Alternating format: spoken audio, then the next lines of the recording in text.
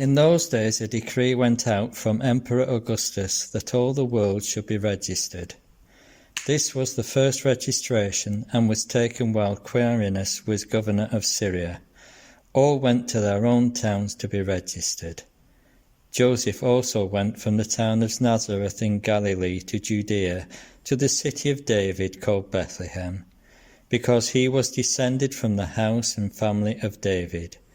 He went to be registered with Mary, to whom he was engaged, and who was expecting a child. You remember how our story began in the Garden of Eden, and then the journey shortly afterwards that Abraham set out on, not just for himself, but for millions of his descendants. Well, now that journey through the Old Testament has finished, and the new one is about to get going. But first, there is another journey.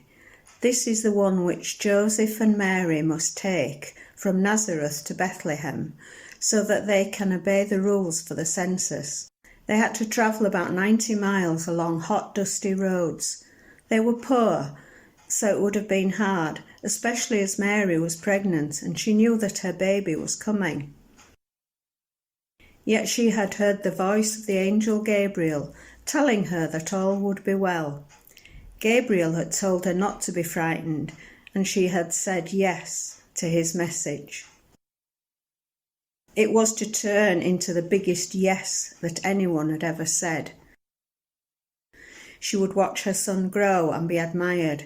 He was anointed by his Father in heaven, and she would see him do amazing things. But she would also see him tired and hurt. He would be hated. People would betray him and spit on him.